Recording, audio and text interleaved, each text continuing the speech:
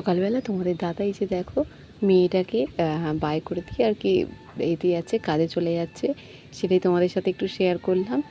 আর তারপরে এই যে দেখো একদম সোজা চলে এসেছি জামা কাপড় কাচতে। আর মেয়েটা তো ওর বাবা উঠলে ও উঠে পড়ে।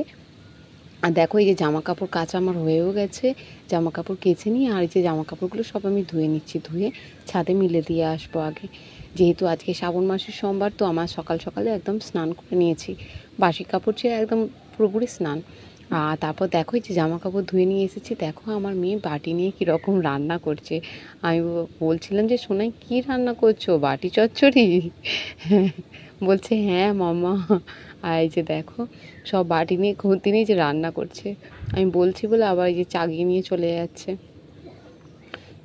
তারপরে এই যে দেখো সোজা চলে এসেছি, স্নান করে উপরে আসছিলাম যে জামা কাপড় নিয়ে, মাথা আঁচড়ে এই যে সিঁদুর টিঁদুর পরে টিপ পরে একদম পুরো হয়ে যাব, রেডি হয়ে যাব, হয়ে ছাদ থেকেও কিছু ফুল তুলে নিয়ে আসবো, নিয়ে এসে আর নিচে পুজো করব। তোমাদের দাদাও কিছু ফুল কিনে নিয়ে এসেছে আগের দিন। আমাদের এখানে একদম ঘরের সামনাসামনি না বেল গাছ নেই, একটু যেতে হবে অনেকটাই। তো বেল পাতা আর একটু আকন্দ ফুলের মালা, এইসব আর কি ফুলের মালা আনতে বলেছিলাম, তো এনে দিয়েছে। তারপরে একটু কুচো ফুল একটু সব ঠাকুরকে দেবো, তো যে কারণে আরেকটু ওপর থেকে ফুল তুলে নেবো। আর এই যে দেখো কথা বলতে বলতে রেডি হয়ে গেছি। গুড মর্নিং বন্ধুরা, কেমন আছো তোমরা সবাই? আশা করি তোমরা সবাই ভালো আছো, আমিও খুব ভালো আছি। আর শ্রাবণ মাসের দ্বিতীয় সোমবার, তো পুজো করব।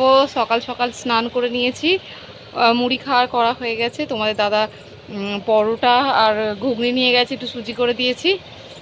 তো মুড়ি খাওয়ার ওই ঘুগনি দিয়েই সবাই মুড়ি খেয়ে নেবে। আমি তো আজকে আর মুড়ি টুড়ি কিছু খাবো না, আমার জন্য দুটো পরোটা এক্সট্রা রেখে দিয়েছি, তো সেগুলো খাবো। আর এই যে দেখো নিচ থেকে কিছু ফুল তুলে নিয়ে এসেছি, আর এই যে জামা কাপড়ও নিয়ে এসেছি, এক বালতি আছে, জামা কাপড়গুলো মিলে দেব, দিয়ে নিচে যাব, পুজো করব। পুজো করে কিছু খেয়ে তারপরে আবার এতে যাব মিনি ঘরে, ওখানে কচু খোলা হচ্ছে। তো কচু খোলা একদম অল্পই জাস্ট ছিল আর খুলতে, কালকে হয়েছে আর আজকে হলেই শেষ হয়ে যাবে, এবছরের মতো সমাপ্ত। এই যে দেখো ফুল তুলতে এই যে চলে এসেছি। তো আমার মেয়ে ফুলের চুবড়িটা ধরবে বলে বায়না করছিল, ওকে ওই যে ফুলের জায়গাটা ধরিয়ে দিয়েছি, দিয়ে আমি ফুলগুলো তুলে নিচ্ছি।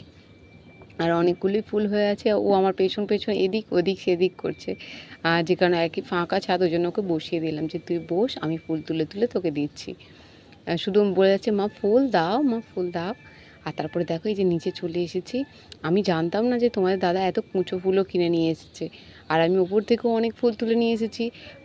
সে কারণে মানে সাজাতেই পারিনি, মানে এত ফুল কোথায় সাজাবো, সেরকম জায়গা নেই। তো এত ফুল কোথায় সাজাবো, সব ঘাড়ের ওপর চাপিয়ে দিয়েছি, যাকে বলে কিছু করার নেই। আর তারপর দেখো পুজো করে আমি একটু খেয়ে নিচ্ছি। পরোটা সুজি আর ঘুগনি করেছিলাম, সেটাই খেয়ে নিচ্ছি। তোমাদের দাদাকেও টিফিনে ওটাই দিয়েছি। আজকে আমি সবজি জিনিসে মানে স্নান করে না কিছুতে হাত দিই না, পুজো করে নিয়ে তারপরে দিই। এই যে খেয়ে নিচ্ছি, আমার মেয়ে দেখছে কীরকম দেখো। তারপরে এই যে দেখো খাওয়া দাওয়া করে মুড়ি তরকারি এইসব নিয়ে চলে এসেছি এই যে মিনি ঘরে। এখানে আজকে কচু খোলা শেষ। কচু খুলতে খুলতে অবশ্য শেষ হয়েই গিয়েছিলো, একটুখানি বাকি ছিল, নাবি ছিল, তো সেটাই এই যে খোলা হচ্ছে। এই যে শ্বশুরমশাই খুলছে, এই যে ছোটো জমিটা একদিন এই যে আগের এই ফাঁকা দিকটা একদিন খোলা হয়েছিল, আর এই যে একটুকুনিটাই আর বাকি আছে। আর আশেপাশে দেখো সবাইরা যে কচু খুলছে, আর এই যে ধান বীজ ভাঙছে, ধান রোয়া হচ্ছে না সব, আর এখানে যে ধান বীজ করেছিল সেখান থেকে যে খুলে খুলে সব নিয়ে যাচ্ছে। আর এই যে কচু ছিঁড়তে ছিঁড়তে আবার এই যে শ্বশুরমশাই একটু বাজারে গিয়েছিল কচু খুলতে, তো মাছটা কিছু সেরকম ছিল না। তো এই যে দেখো বাজার করতে গিয়েছিল, এই যে বাজার নিয়ে চলে এসেছে। মাছ এনেছে, মাছের ডিম, শসা, তারপরে বেগুন এনেছে, ডাঁটা এনেছে, একটু লাউ, লাউ না সরি কুমড়ো এনেছে, তো টক খাবে বলে কুমড়োটা এনেছে। তো এই যে আনাজগুলো একটু ধুয়ে নিচ্ছি, আঁশ এর সঙ্গে ছিল, তো আনাজগুলো একটু ধুয়ে নিই, যে মাছ ফাছগুলো বেছে ডিম করে তারপরে আবার নুন টুন মাখিয়ে আবার একটু চলে যাব সেখানে কচু ছিঁড়তে, আবার এসে বেলায় রান্না করব। আর আস্তে আস্তে সেই 12টা 12:30টাই বেজে যায়। আর খাওয়ার সেরকম কারো তাড়া থাকে না, কারণ আমি একটু আগেই চলে আসি, তারপর তারা আসে। উনুনে ভাত বসিয়ে দিই আর গ্যাসে তরকারি করে নিই। এই দেখো ডাঁটা আলু মাছ দিয়ে একটা তরকারি করে নিয়েছি, আর টক করেছি তাড়াহুড়োর সময়, আর অনেক কিছু তরকারি করিনি। আর এই যে দেখো কুমড়ো দিয়ে আর মাছের ডিম দিয়ে জাস্ট টক করে নিচ্ছি, ব্যাস, আর কিছু আজকে হয়নি। তারপরে দেখো এই যে দুপুরে আমার আজকে লাঞ্চ হচ্ছে যে ছাতু। আমার না লুচি পরোটা খেতে একদম ভালো লাগে না, বারবার সকালে খেয়েছি আর ইচ্ছা করছিল না, যে কারণে একটু ছাতু খেয়ে নিচ্ছি। হাই বন্ধুরা, এই দেখো বিকালবেলা ঠিক পড়তে আসার টাইমটাতেই বৃষ্টিটা চলে এসেছে। কেউ এখনো পড়তে আসেনি, একদম পুরোপুরি 4:30 বাজে। এবার সবাই পড়তে আসবে আর দেখো বৃষ্টি হচ্ছে। বুঝতে পারছো কিনা জানি না, এই যে বৃষ্টি হচ্ছে, আর তো কেউ পড়তে আসতে পারবে বলে মনে হয় না। মেঘ করেছে দেখে ছুটে যে ছাদে জামা কাপড়গুলো তুলতে এসেছিলাম, জামা কাপড় বেশি ছিল না, একটা দুটোই ছিল বাইরেটা। হঠাৎ করে আবার এই যে বৃষ্টি চলে এসেছে, আর কি করা যাবে, কেউ পড়তে আসবে কিনা কে জানে।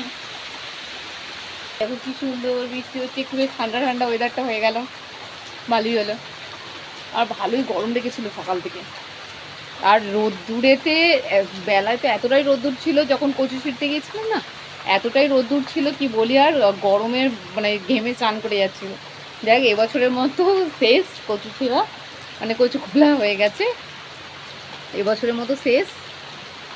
আবার সামনের বছর অবশ্য যাব আমি, দেখি কাল পরশু করেই যাব, বাপির বাড়ি যাব একটু। আমার বাপিদের এখনও কচু খোলা শেষ হয়নি। বাপের বাড়ি অবশ্য কচু ছিঁড়তে যাচ্ছি না, তো মায়ের একটু হেল্প হয়ে যাবে, রান্নাটা যদি করে দিতে পারি গ্যাসে। বৃষ্টির কারণে আজ তো কেউ পড়তেই আসেনি। এই যে দেখো 6:30 নাগাদ বাজে, এই যে সন্ধে দিয়ে আমি যে একটু রচা করে নিচ্ছি, করে নিয়ে একটু দুধ চা করবো। শাশুড়ি মা দুধ যেহেতু খায় না, শাশুড়ি মার জন্য রচা করে দিয়ে তারপর আমরা দুধ চা করবো। আজ আর বলো না কি ঝামেলায় পড়েছি। পরোটা করছিলাম, শ্বশুরমশাই ওরা কেউ খায়নি, শাশুড়ি মা। তো পরোটা করতে করতে না 5টা পরোটা হয়েছে, আর 5টা আর হয়নি, গ্যাস শেষ হয়ে গেছে। তো আমাদের ডবল সিলিন্ডার না, যে কারণে আর পরোটা করা হয়নি, ওই মধ্যেই খাওয়া হয়েছে, আর কি করা যাবে। আর তারপরে এই যে দেখো আমার মা একটু কুমড়ো শাক পাঠিয়েছিল, তো সেটাই কেটে নিয়েছিলাম, নিয়ে আর কিছু শেয়ার করতে পারিনি, গ্যাস শেষ হয়ে গিয়েছিলো না, যে কারণে আর ভালোই লাগেনি, মুডটাই নষ্ট হয়ে গিয়েছিলো। যাই হোক, ঘুগনি আর সুজি করা ছিল বলে তাই। আর তারপরে একটুখানি ক্ষীর করেছিলাম, তারপরে ভাবছিলাম যে কেন যে এই ক্ষীর না, সরি, দই বসাচ্ছিলাম ক্ষীরের মতো করে। তো পরে ভাবছিলাম যে কেন করতে গেলাম, আগে পরোটাটা করে নিয়ে তারপরে যদি করতাম তাহলে ভালো হতো। আর কি করা যাবে, গ্যাসটাও শেষ হয়ে গেল, মানে আর একটু কিছুক্ষণ জাস্ট মানে যদি গ্যাসটা থাকতো ভালো হতো। এই দেখো কথা বলতে বলতে রচা তো হয়ে গেছে, শাশুড়িকে দিয়ে চলে এসেছি, আর এই যে দুধ চাও হয়ে গেছে। একটু আমি চাটা একটু বেশি করেই নিয়েছি, দুধ চা, আমি তো দুধ চা বলেছি আমার ফেভারিট। আর তার সাথে আমি ভেবেছিলাম না রাত্রিরে একটু বেশি করে খেয়ে নেবো, আর কি আমার ইচ্ছা করছিল না। এখন যদি কিছু লুচি পরোটা বা রুটি কিছু করে খাই না, আমি আর রাত্রে খেতে পারবো না, যে কারণে ভাবলাম একটু চাটাই একটু করে খেয়ে নিই। তো একটু পরে আবার খাবো, বিস্কিট দিয়ে জাস্ট চাটা খেয়েছিলাম। আর এই যে কী কাল করে যে করতে গিয়েছিলাম, যদি আগে পরোটাটা করে নিতাম মনে হয় ভালো হতো। দই বসাতে যেয়ে আর মানে অনেকক্ষণ ধরে, তোমাদের কতটা বলি, মানে পুরো অর্ধেক ছিল দুধ, সেটাকে অর্ধেক মেরেছি। এই যে দেখো আঙুল দিয়ে দেখে নিচ্ছি আঙুল ডোবানো যাচ্ছে কি না, তো আঙুল ডোবানো যাচ্ছে। তো সেই অবস্থাতে এই যে দইটা আমি দিয়ে দিচ্ছি, মিষ্টি দই বসাচ্ছি। এই যে দইটা এই যে দিয়ে ভালো করে নেড়ে দেবো, নেড়ে দিয়ে চাপা দিয়ে রেখে দেবো ভালোভাবে, একদম পরের দিন খুলবো। আর এই যে চাপা দিয়ে রেখে দিচ্ছি। আর প্লিজ বন্ধুরা, তোমাদের ভিডিওটা কেমন লাগলো আমাকে অবশ্যই কমেন্টে জানিও, আর লাইক শেয়ার